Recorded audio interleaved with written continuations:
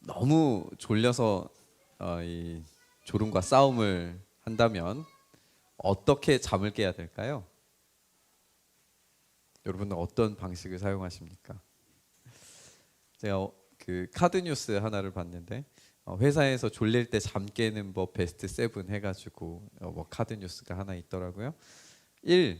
커피를 마신다. 뭐 우리들 하는 일이니까. 두 번째, 쪽잠을 잔다. 회사에서 쪽잠을 잘 수 있는지 제가 잘 모르겠습니다. 세 번째, 영양제를 챙겨 먹는다. 4번, 스트레칭을 한다. 5번, 단백질을 섭취한다. 6번, 껌이나 사탕을 먹는다. 7번, 양치를 한다. 뭐 개인적으로 저는 1번과 6번을 제일 많이 하는 것 같기는 해요. 하루에 뭐 5잔, 6잔씩 막 들이부을 때도 있고, 그러다 보면 이제 저녁에 잠을 잘 못 잘 때도 있고, 껌이나 사탕을 먹는 것도 입이 달아서 이제 싫을 때도 있습니다. 뭐 이런 것들조차 할 수 없을 때에는 막 허벅지를 꼬집죠. 막 예배 드릴 때 막 나중에 가면 막 허벅지 막 파랗게 막 멍들어 있고, 막 혀를 막 깨물기도 하고 손등을 막 꼬집기도 하고 막 이런 방법들을 사용할 것 같습니다. 이외에도 뭐 일단은 일어나서 움직이는 게 가장 효과적인 것 같기는 해요. 졸릴 때. 여러분들은 졸릴 때 어떤 방법을 사용하시나요? 그렇다면 영적으로 졸려서 눈이 감겨가고 고개가 땅으로 떨어지고 비몽사몽 상태로 점점 빠져갈 때, 여러분들은 그냥 잠을 깨기 위해서 하는 것과 다르게 또 영적인 잠을 깨기 위해서는 어떤 일들을, 어떤 방법을 쓰고 계십니까? 오늘 이야기는 민수기 13장에서부터 시작이 됩니다. 우리 민수기 13장 1절에서 3절 말씀 보면 이렇게 되어져 있습니다. 주님께서 모세에게 말씀하셨다. 너는 사람들을 보내어 내가 이스라엘 자손에게 준 가나안 땅을 탐지하게 하여라. 그러니까 지금 이 본문만 보면 자연스럽게 이 정탐꾼을 보내는 이야기가 누가 명령하신 것으로 느껴집니까? 하나님께서 명령하신 것처럼 느껴져요. 하나님께서 당연히 보내야 하는 사람들을 보내는 것처럼 그렇게 인식을 하게 됩니다. 주님께서 모세에게 명령을 내리셨기 때문이죠. 근데 신명기 말씀을 보면 조금 달라요. 우리 신명기 1장 22절 말씀을 같이 한번 읽어볼까요? 신명기 1장 22절 말씀입니다. 같이 읽어보시죠. 시작. 22절입니다. 20절이 아니라 22절. 그러나 당신들은 이에요. 22절이 없나요? 네, 같이 읽어봅시다. 시작. 그러나 당신들은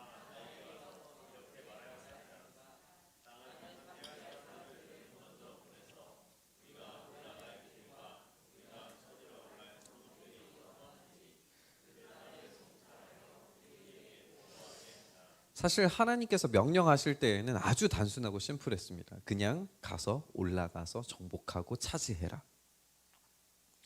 별다른 설명이 없었어요. 하나님께서 명령하신 겁니다. 이미 모세가 뭐라고 이제 신명기 1장 20절 21절 보면은 하나님께서 주신 땅이 앞에 있기 때문에 당신들 조상의 하나님이 당신들에게 말씀하신 대로 올라가서 차지하십시오. 두려워하지도 말고 겁내지도 마십시오라고 그렇게 이야기를 했었어요. 그런데 지금 백성들이 와가지고 우리가 정탐을 하는 것이 좋겠습니다라고 그렇게 이야기를 하는 겁니다. 우리가 이 두 본문이 약간 좀 다르다는 것을 발견하셨을 거예요. 민수기에서는 하나님께서 명령하신 것으로 나오고, 신명기에서는 이스라엘 백성이 정탐하게 해달라고 그렇게 요청하는 이 다른 이야기를 우리가 보게 됩니다. 하나님이 정탐을 보내신 걸까요? 아니면 백성들이 정탐을 요구한 걸까요? 이 다른 본문을 우리가 어떻게 생각을 해야 될까요? 사실 하나님의 입장에서 생각을 해보면 정탐이 필요합니까? 필요하지 않습니까? 사실 필요하지 않습니다. 그 땅은 이미 조상 아브라함 때부터 허락된 땅입니다. 다시 돌아가는 것뿐이에요. 그 안에 살고 있는 적들이 아무리 강대하다고 하더라도 그들은 그 시대에 가장 강했던 이집트를 완전히 격파하시고 죽음의 바다를 갈라버리신 하나님이 대장이십니다. 그렇다면 정탐이 무슨 필요가 있습니까? 그런데 분명히 백성들은 정탐을 요구합니다. 하나님께서 그들의 요구를 들어주시는 거예요. 하나님께서 요구를 들어주실 때, 우리의 기도에 응답하실 때 그것이 언제나 늘 긍정적인 것만은 아닙니다. 이스라엘은 광야에서 고기를 먹을 수 없다라고 불평불만했었어요. 그렇죠? 그게 없다고 사실 죽는 건 아니죠. 고기 없다고 우리가 죽는 건 아닙니다. 불편하기는 해도 죽을 만한 일은 아니에요. 그런데도 이 사람들은, 백성들은 뭐라고 불평하냐면, 우리가 파나 오이나 마늘이나 고기를 먹을 수 있었는데 지금 여기에서는 그런 것들을 먹을 수 없다라고 이야기를 하고 있는 거예요. 여러분 한번 생각해 보시죠. 파, 오이, 마늘, 고기 구워 먹으면 기가 막히죠. 맛있죠. 지금도 광야에서 이런 거 구워 먹으면 기가 막히게 맛있을 겁니다. 그런데 이들이 지금 바비큐 파티 하려고 광야에 나와 있습니까? 그런 게 아니란 말이에요. 지금 이들이 놀러 나온 게 아닙니다. 그들의 사명과 목적이 어디로 가버리고 그저 캠핑장에 나온 아이들처럼 지금 행동하고 있는 거예요. 우리에게 파와 오이와 마늘과 고기를 달라라고 그렇게 이야기하는 겁니다. 놀랍게도 하나님께서 이들의 요구를 들어주십니다.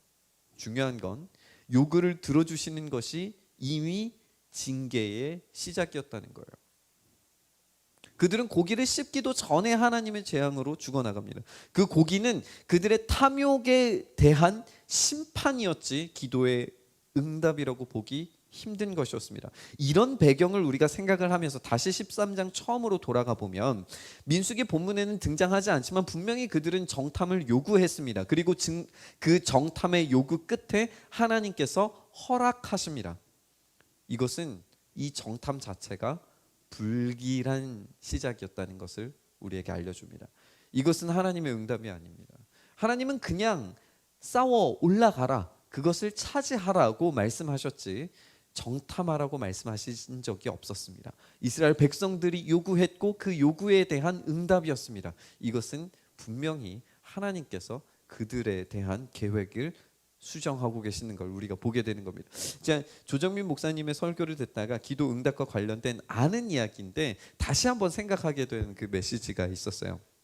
목사님은, 이 조정민 목사님이 이야기하시기를, 이 기도하면 이미 하나님께서 들으셨다, 이미 우리가 기도하는 순간 응답하셨다라고 그렇게 단정적으로 이야기를 하셨습니다. 그러면서 응답이 예스가 될 수도 있고 노가 될 수도 있고 웨이시 될 수 있지만 우리가 기도하는 순간 이미 응답은 떨어졌다는 거예요.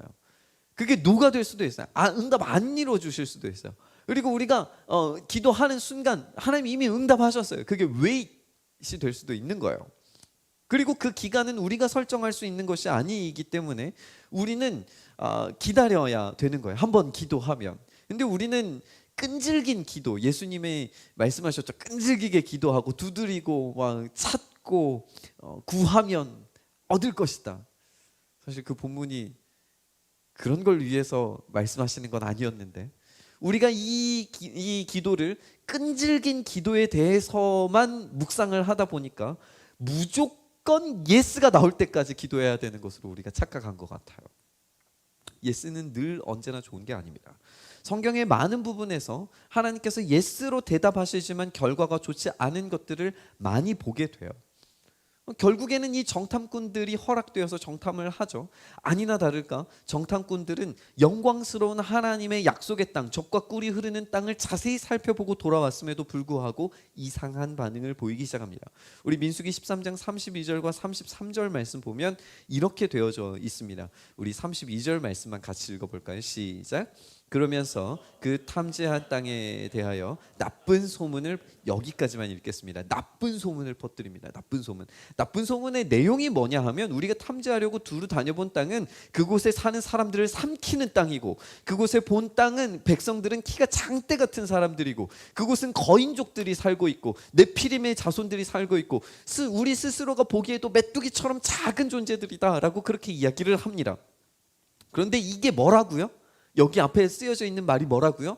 나쁜 소문입니다. 사람들을 삼키는 땅, 거인족들이 사는 땅, 우리는 메뚜기 같다. 이것은 거짓말, 나쁜 나쁜 소문이라는 겁니다. 그렇습니다. 그들은 악의적으로 지금 나쁜 소문을 퍼뜨리고 있습니다. 그들의 말은 사실과 다릅니다. 물론 그곳에 발달한 성읍들과 거인족들이 살았던 것은 분명해 보입니다. 하지만 그것은 지극히 그들의 현실 세계에 눈만 띄어져 있기 때문에 그렇습니다. 그들이 영적인 눈, 하나님의 약속에 대한 조건들은 보지 않고 이 현실적 조건들만 봤을 때 이런 악의적이고 나쁜 소문들을 퍼뜨리고 있는 거예요. 그 결과 그들의 원망은 점점 도를 지나치기 시작합니다. 오늘 읽었던 민수기 14장 3절과 4절 말씀 이렇게 되어 있습니다. 그런데 주님은 왜 우리를 이 땅으로 끌고 와서 칼에 맞아 죽게 하는가? 왜 우리의 아내들과 자식들을 사로잡히게 하는가? 차라리 이집트로 돌아가는 것이 좋겠다. 그들은 또 서로 말하였다. 우두머리를 세우자. 그리고 이집트로 돌아가자. 그들은 명령을 지금 수행하지도 않았습니다. 치러 올라가지도 않았습니다. 전쟁이 시작되지도 않았습니다. 그런데 이미 칼에 맞아 죽는 게 기정사실화된 것처럼 이야기합니다. 아내들과 자식들이 사로잡히는 게 당연시 되게 이야기합니다. 차라리 이집트로 돌아가자라고 이야기하고 있어요. 근데 이 말의 구조를 다시 한번 찬찬히 살펴봤으면 좋겠어요. 3절과 4절 말씀에 보면 이집트로 돌아가자. 그리고 우두머리를 세우자. 다시 한번 이집트로 돌아가자 라고 되어져 있습니다. 제가 늘 언제나 강조하면서 이 구조에 대해서도 말씀드리지만 가운데 끼어져 있는 게 핵심적인 이야기입니다. 이집트로 돌아가자. 우두머리를 세우자. 이집트로 돌아가자. 여기에서 핵심적인 말은 그럼 뭡니까? 우두머리를 세우자입니다. 우리가 찬양 중에 여호와께 돌아가자 이런 찬양이 있어요. 기억나시죠? 이들은 지금 어디로 돌아가자 그러는 겁니까? 하나님께 돌아가자가 아니라 이집트로 돌아가자는 거예요. 이집트로. 그런데 여기에서 핵심이 뭐라고요? 우두머리를 새로 세우자는 거예요. 이들의 우두머리가 과연 누구입니까? 그렇다면 이들의 우두머리가 누구입니까? 그들의 지금 현실적 눈만 봐서는 모세나 아론이나 미리암이나 새로운 정탐꾼들의 리더였던 여호수아가 우두머리일 수 있어요. 그런데 진짜 우두머리가 누구입니까? 이스라엘의 지금 이 광야 여정 가운데 진짜 우두머리가 누구입니까? 진짜 우두머리, 진짜 리더는 여호와 하나님이에요. 그들은 지금 하나님을 버리고 교체하기를 요구하고 있는 겁니다. 그들의 악의적인 반응은 하나님께 받은 은혜를 구겨서 땅에 처박는 행위나 마찬가지였어요. 배신이 선포됩니다. 그들의 진짜 요구가 탄로납니다. 그들은 하나님을 거부하려고 합니다. 그들은 기적적으로 잠깐 동안 눈을 뜬 것 같이 보이지만 그들의 눈이 감기고 있습니다. 눈이 감기고 턱이 당겨지고 은혜를 보지 못합니다. 어두움이 그들을 잠식합니다. 악의적인 꿈, 마치 이집트로 돌아가면 모든 것이 다 잘 될 거라는, 모든 것이 다 원래대로 돌아갈 거라고 하는 치명적이고 악의적이고 달콤한 잠의 유혹에 빠지고 있는 겁니다. 그들은 지금 영적으로 완전히 잠들었습니다. 눈이 감겨버렸습니다. 하나님이 계신다는 사실을 잊어버렸습니다. 어쩌면 우리의 원망 섞인 반응들, 하나님 내게 도대체 왜 이러십니까? 라고 하는 그런 반응들의 그 안에 은밀한 곳에 우리는 언제나 내 기도에, 내 기도 응답에 언제나 예스를 말하고 내가 보기에, 내가 느끼기에, 내가 먹기에, 내가 취하기에 아주 손쉽고 좋은 것만 주는 나만의 신을 취하려고 하는 악의적인 거짓말들이 우리 안에 도사리고 있다는 사실을 여러분 간파하셔야 돼요. 거짓된 신들은 영원토록 행복하게 해줄 소스들을 아주 쉽게 제공해 줄 것처럼 이야기합니다. 그래서 예스라고 이야기하는 것처럼 느껴집니다. 그러나 하나님의 일하심에 순종하고 따라가는 길은 처참하고 우리의 인생 전반을 집어삼킬 것 같고 괴롭고 재미없는 일들이 연속될 거라고 우리를 속입니다. 그런데 보십시오. 그것은 우리로 하여금 더 깊은 잠에 들게 만드는 핑계에 지나지 않습니다. 현실에서 피하고 싶은 반응, 하나님께서 살아계신 그 놀라운 영광스러운 땅 약속, 그 주님의 일하심들을 회피하기 위한 좀 더 사자, 좀 더 눕자, 좀 더 지금은 피곤하다, 지금은 싸울 힘이 없다, 지금은 여력이 없다, 지금은 기도할 시간이 없다, 지금은 말씀을 읽을 그 시간이 되지 않는다. 그러니 좀 더 달콤한 잠에 취하자. 그 꿈속에서 나는 영원히 행복한 존재가 되리라 하면서 사탄의 악의적인 꿈과 악의적인 속삭임에 취해서 잠에 드는 것이 우리들의 예스 신입니다. 아이들은 왜 그런지 모르겠는데 자신이 잠들고 졸고 있다는 것을 잘 인정하려고 하지 않는 것 같아요. 저랑 같이 살고 있는 6살짜리 꼬마 아이가 대구를 가는 길이었습니다. 2시간 반이 넘는 긴 시간입니다. 근데 출발하기 전에 아빠 나는 절대 자지 않을 거야 라고 하면서 갔어요. 됩니까 그게? 2시간 반이나 가야 되는데 아이들은 정말 곤히 잠들었습니다. 그리고 도착해서 아이들을 깨웠어요. 그러니까 이 6살짜리 꼬마가 저한테 이야기를 이렇게 하는 거예요. 아빠 나 잠 안 잤어. 잘했지? 야 너 푹 잤어. 그랬더니 뭐라고 하는지 아니야 나 눈만 감고 있었어. 부끄러지만 저도 그랬던 것 같아요. 심지어는 제가 이제 중학교, 고등학교 올라갈 때까지만 해도 내가 졸고 있다는 사실을 인정하려고 하지 않았던 것 같아요. 친구가 막 옆에서 깨면 나 안 잤네 막 이렇게 반응했던 것 같아요. 졸리면 졸리는 걸 알아야 되고 그걸 인정해야 내가 잠에서 깰 노력을 할 텐데 그게 그 요즘 학생들이 그런 기면증에 시달린다고 하더라고요. 그게 이제 뭐 그런 게 있더라고요.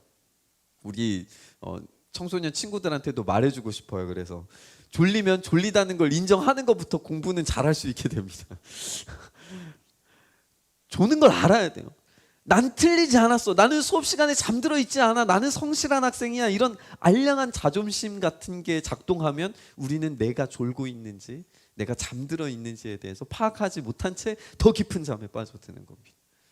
제가 같이 사는 이 6살짜리 꼬마아이 나는 눈만 감고 있었을 뿐이야 라는 이 이야기가 다시 좀 들렸어요. 나는 영적으로 잠들어 있지 않은가. 잠들어 있는데 잠들지 않았다고 우기는. 꿈을 잘 꾸는 사람들은 이런 걸 압니다. 이 아예 잠들어 버리는 거하고 졸면서 꾸는 꿈하고 약간 달라요. 아예 잠들어 버리면 막 이제 그냥 판타지 같은 세계가 열리는데 약간 졸면서 꿈을 꾸면은 현실 세계하고 내 꿈하고 교묘하게 섞여가지고 그런 이게 꿈속인지 현실인지 아리송한 그 램수면 언저리의 그런 꿈들을 꾸기도 합니다. 이걸 생각을 해봤어요. 하나님의 은혜와 약속의 거대한 흐름 속에 우리가 살아가고 있는데 눈이 감겨서 사탄이 주는 그런 음성을 들으면서 악몽을 헤매면서 나에게 닥쳐오는 위험과 낭떠러지 같은 삶의 순간들이 나를 해치리라고 나를 두렵게 만드는 어떤 그런 악몽들이 우리를 막 휩싸입니다. 마치 가위에 눌리는 것처럼. 그래서 내가 분명히 깨어 있는 것 같은데 몸이 반응하고 뭔가 무서운 존재가 나를 막 이렇게 다가오는 것 같은데 몸은 움직이지 않아서 막 두려운 그런 상황에 놓여져 있는 그것은 현실이기도 하지만 현실이 아니에요. 분명히 나에게 벌어지고 있는 일이기도 하지만 악랄한 악의 영들은 우리의 눈이 감긴지조차 졸린지조차 꿈을 꾸고 있는지조차도 인식하지 못하게 현실을 교묘하게 비꿉니다. 그래서 하나님의 역사를 오염된 현실과 뒤섞고 꿈처럼 만들어버리는 거예요. 그래서 마침내 감긴 눈과 잠들어버린 우리의 영은 하나님을 발견하지 못하고 거짓된 사실만 보게 됩니다. 꿈이 사실이 아니듯이 이 세상에서 우리가 경험하고 있는 두려운 실제들은 두려운 것들이 아닐 때가 많습니다. 잠든 영혼은 은혜의 현실 감각에서 점점 멀어집니다. 이스라엘 백성들이 진짜 봐야 했던 약속의 땅은 보지 못하고 악랄한 거짓말에 속아 넘어가는 것과 마찬가지인 거예요. 졸고 있는 영혼의 또 다른 반응은 뭐냐면 민첩함과 활기 있는 삶을 잃어버린다는 거예요. 완전히 속박되어져 버린 움직이지 않는 상태에 놓여져 있을 수 있다는 겁니다. 깨어나기 전까지 계속해서 현실에서 도피하고 또 더 깊은 수면과 잠을 향해서 가차없이 내달리게 만들어지게 되는 거예요. 이로써 하나님 앞에서 순종하고 적극적이고 열렬하게 반응하는 것이 아니라 무뎌진 반응과 차갑고 냉담한 마음만 남게 됩니다. 이스라엘은 깨어서 명령을 수행하면서 머리는 차갑지만 가슴은 뜨거워졌어야 했어요. 그렇죠. 현실을 정확하게 판단하고 전쟁을 어떻게 하면 우리 주님께서 승리를 주실 것인가 냉철하게 이 현장들을 바라보면서 이것을 정확하게 분석하는 것도 분명히 필요했겠지만 그들의 가슴은 뜨겁게 곧바로 명령을 수행하면서 치고 올라갔어야 됐어요. 전쟁을 수행할 준비를 했어야 했습니다. 그런데 그들은 가슴이 차갑고 머리가 뜨거웠어요. 그래서 그토록 악의적인 거짓말에 속아 넘어가서 밤새도록 통곡하면서 원망하고 돌을 드는 겁니다. 깨어있는 영혼은 우리에게 가르치시는 말씀이 진리라고 하는 사실을 아주 차가운 이성으로 관찰하고 연구하고 믿기 위한 의심과 탐구를 그치지 않습니다. 차가운 우리의 이성은 그렇게 말씀을 계속해서 깊이 파고듭니다. 동시에 열렬하고 뜨거운 심장으로 하나님의 명령을, 이 진실한 말씀을 수행하기 위해서 거침없이 행동하게 되어져 있어요. 머리는 차갑게 그러나 가슴은 뜨겁게 이 말씀에 대해서 반응하는 것이 살아있고 열려있는 깨어있는 영혼의 반응이라면 잠들어 있는 영혼들은 그렇지 않다는 거예요. 로이드 존스 목사님의 부흥이라고 하는 책에서 우리가 살펴보고 있는 것처럼 잠들어 있는 시대의 반응은 그야말로 냉담하고 좀처럼 움직이지 않고 교회의 아주 소수, 아주 일부만 움직이는 것에 만족하는 시대가 이 잠들어 있는 시대라고 이야기를 합니다. 그러나 영적으로 깨어있는 부흥의 시대에는 로직 온 파이어라고 이야기를 해요. 진리 위에, 이성과 논리 위에 불이 붙어서 하나님의 거룩하심과 엄위하심에 두려워 떨면서도 동시에 그분의 영광과 존귀와 그분의 사랑과 성품에 대한 진리를 알고 있기 때문에 반응해서 기쁨과 찬양으로 반응하게 되는 그런 시대. 이게 진짜 참된 부흥의 시대라는 거예요. 죄송한데 우리 교회는 어떻습니까? 우리는 지금 졸고 있지 않습니까? 저부터. 우리는 졸고 있지 않습니까?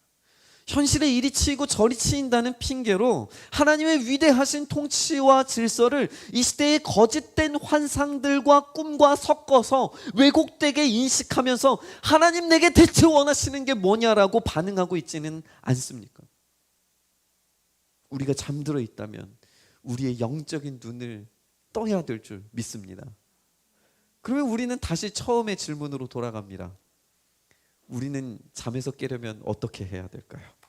앤드류 허브만이라고 하는 뇌신경 과학자, 이 사람 말이 진짜 맞는지, 이 사람이 진짜 그런 사람인지 인터넷에서 찾아봤더니 이런 걸 연구하는 사람은 분명히 맞더라고요.